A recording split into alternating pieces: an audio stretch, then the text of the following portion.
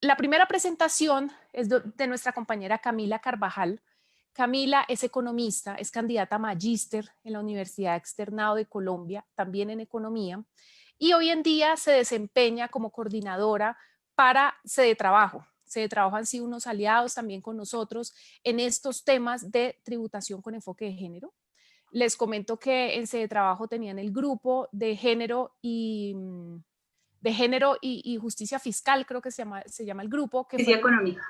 y justicia económica, que fueron las que demandaron el estatuto tributario, no, ¿cómo se llama esa demanda? La demanda para acabar con los impuestos sexistas en Colombia. Y lo lograron. Entonces, ellos tienen un trabajo muy importante en este tema.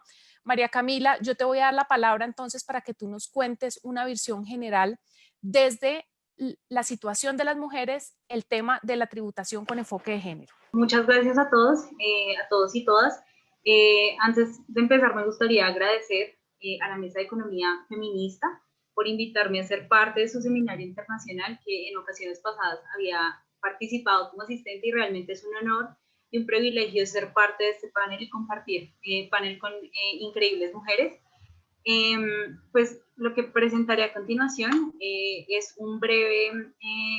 digamos, una breve explicación del sistema tributario en Colombia, digamos, sus principales elementos, generalidades, y pues dar una abrebocas a mis colegas para, para lo que significa a nosotras como mujeres estar bajo un sistema tributario como lo es el colombiano.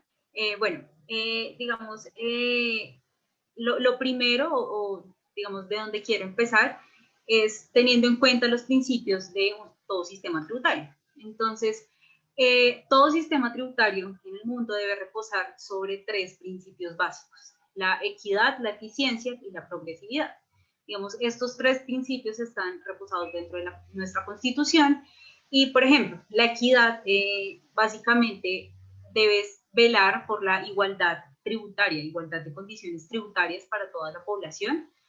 Por su parte, la eficiencia es un problema de optimalidad, básicamente, y es decir, listo, tenemos que recaudar el mayor porcentaje de impuestos a un menor costo tanto para el gobierno como pues para los ciudadanos, las personas. Y en cuanto a la progresividad, entonces debemos tener en cuenta dos factores importantes, que son la equidad horizontal y la equidad vertical.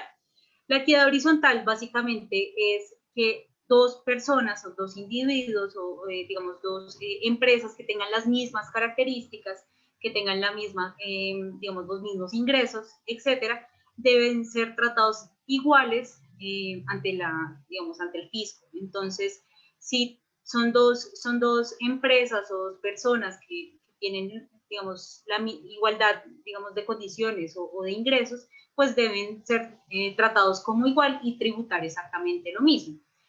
Por su parte, la equidad vertical es que se debe distribuir o debe haber, digamos, una distribución de ingresos donde los que tienen más paguen más, los que tienen menos paguen menos.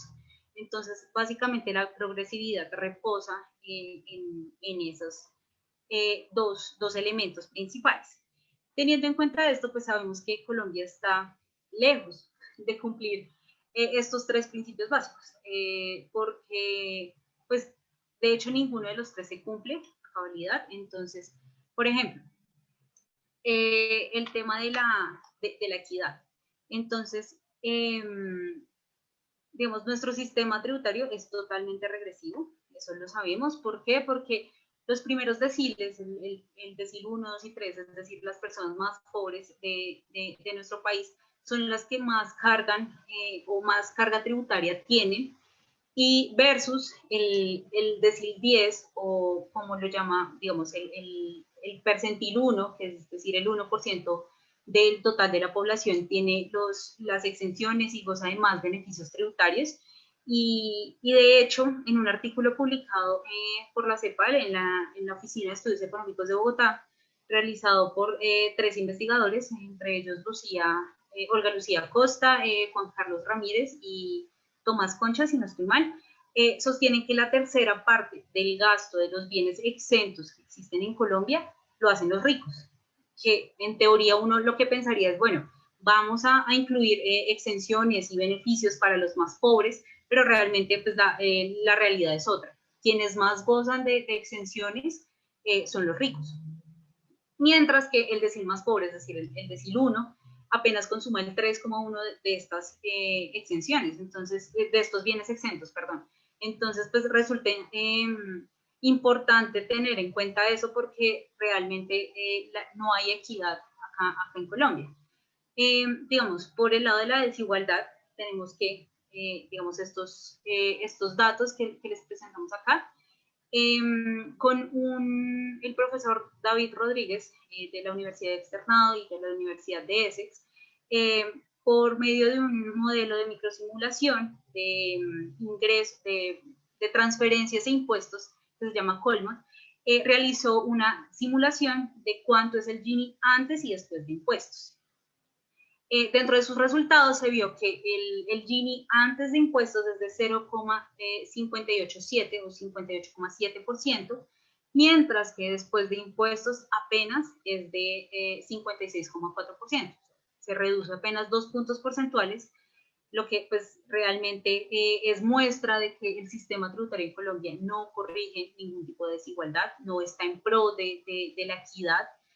Y, digamos, para poner ejemplos como Alemania, que pueden verlo en la gráfica, o Francia, la diferenciación del índice de Gini antes y después de impuestos es de casi 20 puntos porcentuales.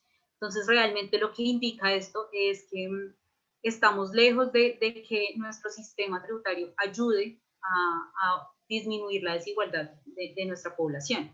Y pues, digamos, para no ir más lejos, por ejemplo, el índice de Gini en Argentina, después de impuestos, baja casi 9 puntos porcentuales. Entonces, digamos, esto incluso en las condiciones actuales en las que se encuentra el país. Entonces, digamos, resulta importante tener en cuenta esto porque pues estamos otra vez, digamos, incumpliendo uno de los 3 principios básicos de cualquier sistema tributario. Ahora, considerando el recaudo como porcentaje del PIB, nos damos cuenta que, digamos, Colombia está muy, muy lejos y tiene una capacidad de recaudo muy baja con respecto a los otros países de la OCDE y el porcentaje mismo de promedio de la OCDE. Colombia tributa como porcentaje del PIB, o tiene un recaudo más bien como porcentaje del PIB de 19,4%, versus un recaudo de promedio de la OCDE de 34,3%, que realmente dista mucho. Versus, pues, si lo comparamos con Francia o Dinamarca, que es un promedio del 45,3% del PIB pues, se recauda, entonces estamos lejos de esto. Esto es importante recalcarlo porque si le preguntamos a cualquier persona a pie, van a decir, es que no, es que realmente en Colombia estamos tributando mucho. Los impuestos que nosotros pagamos son muy altos y realmente no tienen en cuenta como las necesidades de la población, etc. Digamos, desde la parte teórica, un impuesto es un intercambio entre los ciudadanos y el gobierno. Es decir, entre más impuestos nosotros paguemos, deberíamos tener más retribución de bienes públicos del gobierno.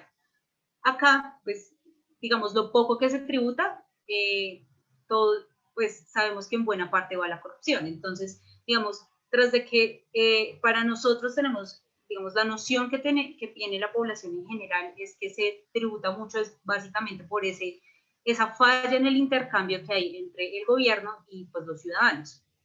Entonces, digamos, una forma de aumentar o de generar más cultura tributaria es básicamente que el gobierno, digamos, se ponga realmente la camiseta y diga, bueno, toca, o más allá, digamos, que tiene que cumplir con los bienes públicos que promete, ¿sí? Entonces, por ejemplo, tal vez esté equivocada, pero en Francia normalmente las personas tienen un impuesto sobre el 40% de su ingreso, pero realmente reciben educación, reciben salud, seguridad, transporte, entre otros, digamos, bienes que no les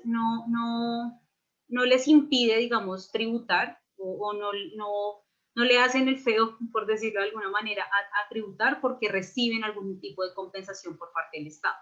Entonces, digamos, creo que eso es bueno recalcarlo, porque acá en Colombia lo poco que se tributa, como ya lo dije, en buena parte se va a corrupción. Digamos, teniendo esto en cuenta, resulta importante dividir el recaudo por impuestos directos e indirectos. Esto, como se dan cuenta, bueno, digamos, el recaudo de estos impuestos, digamos, nacionales, internos, de la actividad interna, pues ha aumentado con el tiempo, lo normal, pero, digamos, con respecto a esta gráfica nos damos cuenta que los impuestos indirectos han tomado mayor proporción del recaudo interno. Esto es realmente importante, ¿por qué? Porque la progresividad acá se ve totalmente violada, porque los impuestos indirectos realmente pues, es IVA, consumo, entre otros, y estos son los que más afectan a la población, porque al final de cuentas no hay una devolución, no hay una devolución a los más pobres, a los más vulnerables, entonces realmente pues esto hace que digamos, nuestro sistema tributario sea totalmente regresivo. Por ejemplo, para hacer el vínculo, sabemos que estos impuestos indirectos, como ya lo dije, son básicamente IVA y consumo.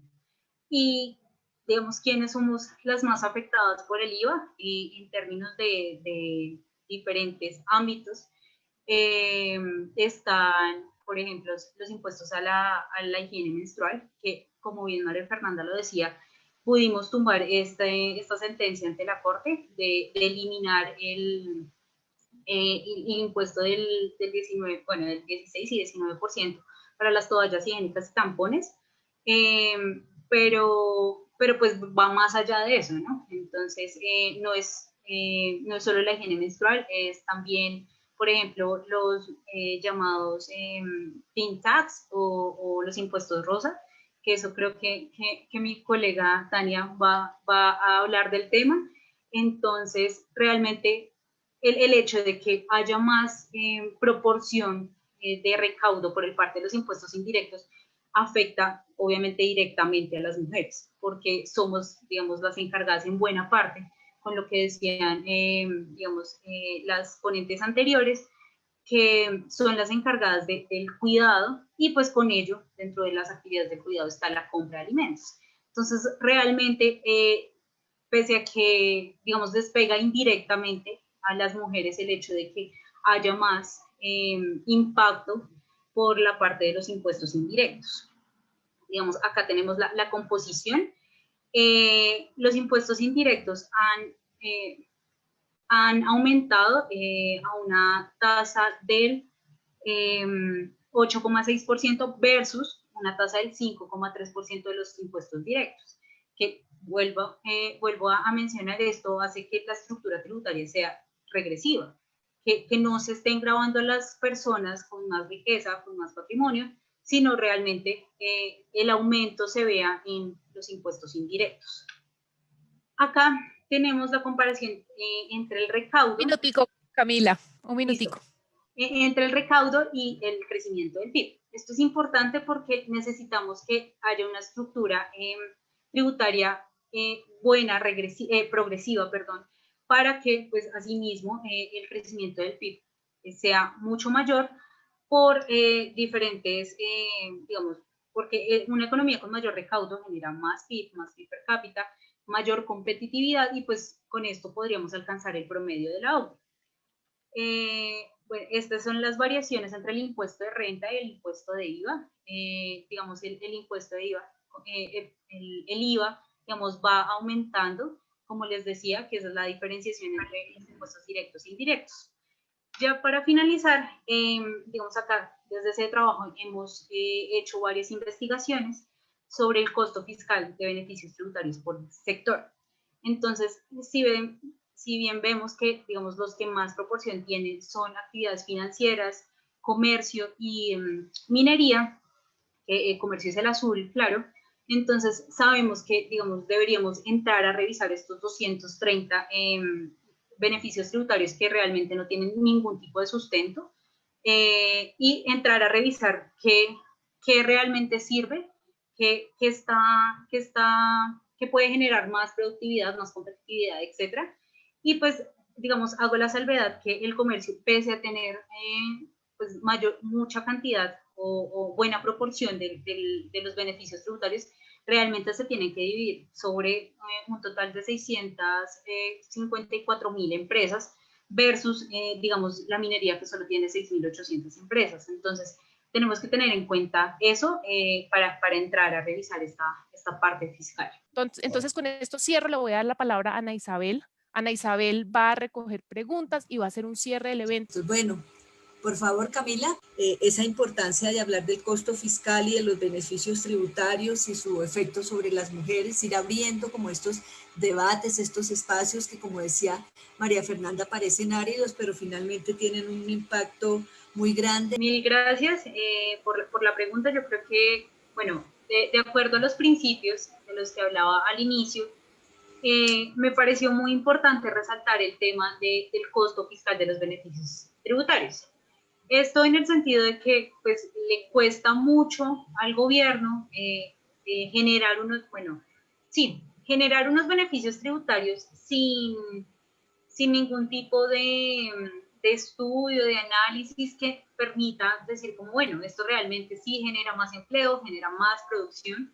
Realmente los beneficios tributarios, los 230 que no se han revisado, no tienen ningún tipo de análisis y básicamente se escogen según lo que le convenga más a los empresarios que estén, digamos, en pro del gobierno. Entonces, digamos, sería bueno entrar a revisar estos beneficios, es decir, cuáles sí sirven, cuáles no. Y de hecho hacía énfasis principalmente en actividades financieras, en minería y comercio. ¿Por qué? Porque, digamos, actividades financieras y minería apenas ocupan el 2% de todos los empleados, de todos los ocupados del mercado laboral. Entonces realmente es preocupante que estos sectores con grandes ganancias se lleven gran parte de los beneficios.